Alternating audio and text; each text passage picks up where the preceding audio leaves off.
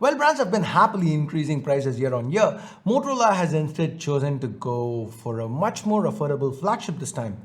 This is the Edge 20 Pro and it trades in the flagship Snapdragon 888 SoC for the almost flagship Snapdragon 870 instead. And this has helped Motorola price it pretty aggressively.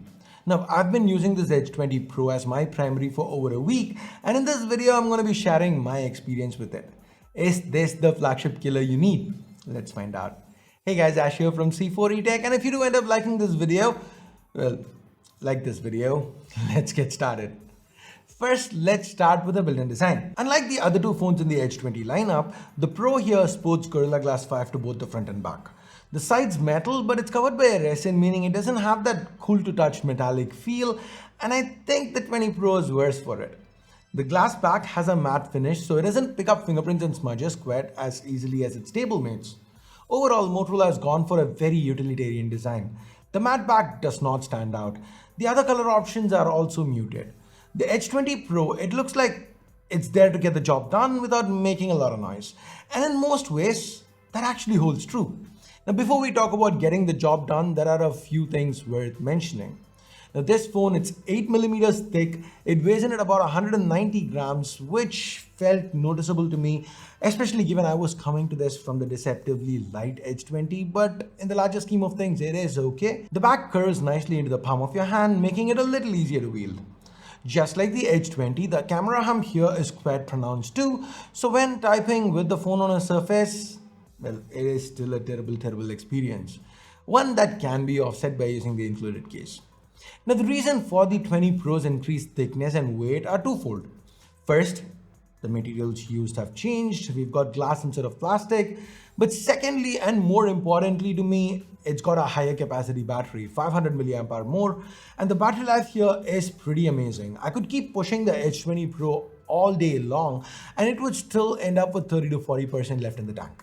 The battery life is much better than on the Edge 20, and that wasn't all that bad to begin with. So it's excellent. Once again, we get a 30-watt turbocharger included in the box. It helps you get from 0 to 55 in about 30 minutes. With the display, this phone uses the same panel that we saw on the 20. This is a 6.7-inch AMOLED with a 144Hz refresh and 576Hz touch sampling. It's a beautiful panel. It's pretty sharp, punchy, and bright. In other words, it's a typical high-quality AMOLED panel. One thing worth noting here is that unlike with the Edge 20, the color temperature seems to be on point. The calibration is pretty fine out of the box. I didn't have to tinker around with the settings this time around.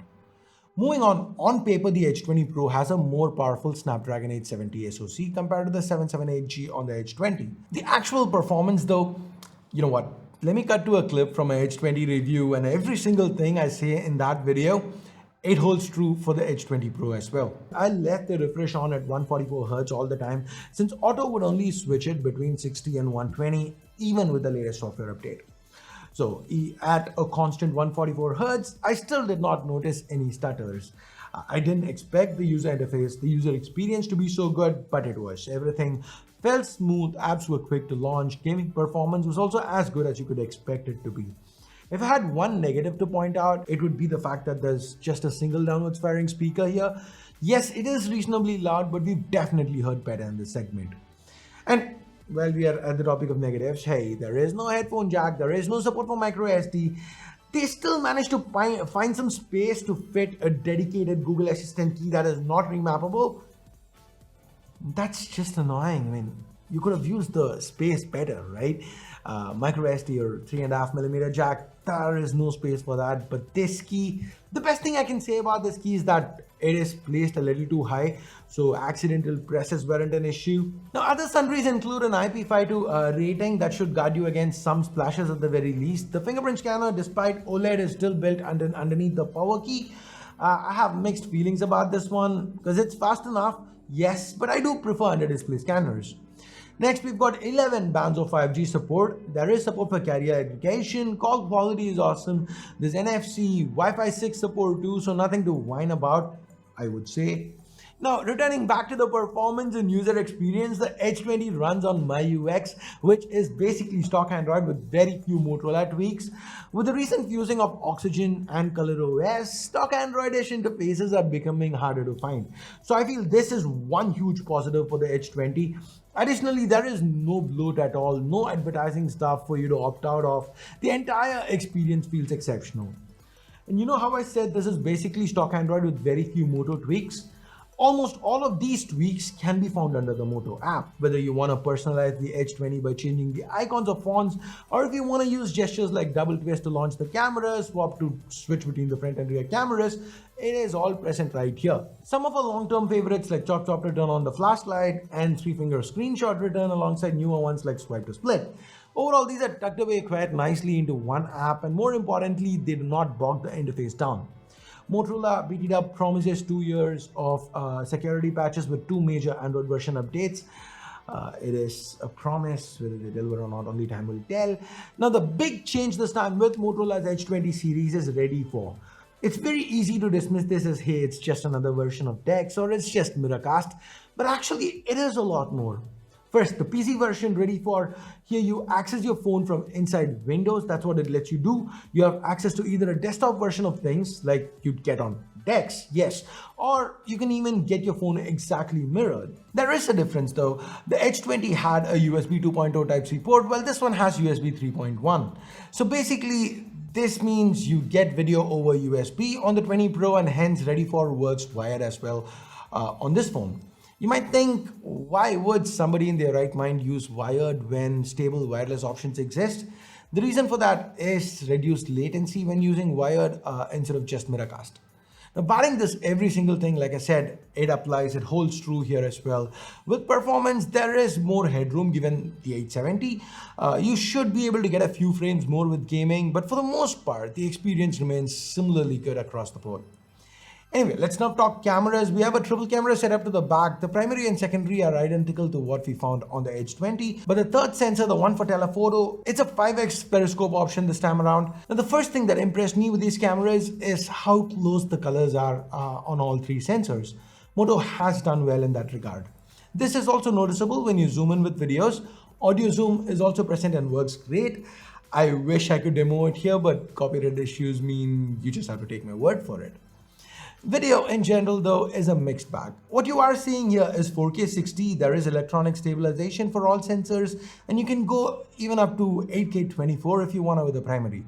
But as you guys see here, even at 4K 60, there is a bit of focus hunting, and the worst part is that frames do skip constantly.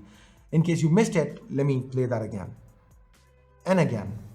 This doesn't always happen, but when it does, it is annoying AF. So hopefully Motorola can address this in a future update. Now, coming back to stills, under good light, the 8 megapixel telephoto impresses excellent shots. As we saw on the H20, it is upscaled to 12 megapixels here as well. The 108 megapixel primary, that also shoots 12 megapixels, nona bene. The 16 megapixel ultra wide, again, gets downscaled to 12. The dynamic range is what I still feel could have been better. In that regard, I feel the competition does do better. But details, colors, they're all on point. Under low light, the performance continues to be similar to the Edge 20, meaning it is good, but the noise, it's a little too high for my liking. The 20 Pro also happens to be prone to blurry shots, even when the subject moves very slightly. For selfies, we have a 32 megapixel primary that shoots 8 megapixels by default. The results work quite good. And with all that said and done, it is time to talk pricing. Motorola has priced this phone at 37,000 rupees, which was an excellent price till yesterday when the Realme GT Neo 2 got announced at 32. I'd still say the Edge 20 Pro is remarkable given that it has no bloat, no ads, it's got stock Android. These are things Realme just cannot claim. But this is probably not the best bang for your buck. Now, if you want to see a detailed comparison between the Edge 20 Pro and the GT Neo 2, then let me know in the comments below and I will try to get that done. Now, the real competition to the Edge 20 Pro is surprisingly not the Realme, but the Edge 20. Let's break this down. The Edge 20 has plastic, so hey, the Pro is better. But the Edge 20 also happens to be much lighter and hence it is easier to wield. Then again, that comes at a cost, and the cost being battery. where the Pro once more shines. It's got an edge, no pun intended. They both share the same screen, same software, same 30-watt chargers, the same primary and secondary cameras as well. So no differences there. On paper, the 870 is a whole 92 better than the 778, but realistically, there is a reason I re-roll footage from the H20 for the user experience part of this video. That's because the 778G punches way above its weight class, and it offers an almost as good as flagship experience with a 144 Hz screen nonetheless.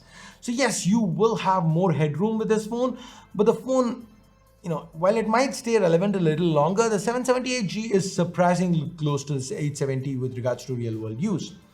And that leaves us with the 5x optical zoom. It's definitely a nice to have, but is it a deal breaker? Should you fork over 7,000 more rupees for that?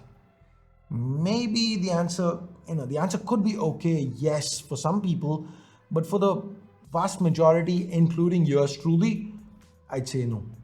The Edge 20 Pro is a very good phone, but the Edge 20 delivers almost the same experience while managing to be about 20% cheaper. And that is the sweet spot for me. So anyways, this has been my take on the Edge 20 Pro. It is good, just a little overshadowed by its less expensive stablemate. Do you agree? What do you think about this Edge 20 Pro? Leave a comment down below. And with that, I guess we're at the end of today's review. Thumbs up, thumbs down based on whatever you felt about it. Subscribe, turn on notifications, hit that bell icon if you haven't yet. And thanks a lot for watching. Till next time, my name's Ash. You've been watching C4 Retech, and I'm signing off for now. You guys have a great day. Bye-bye.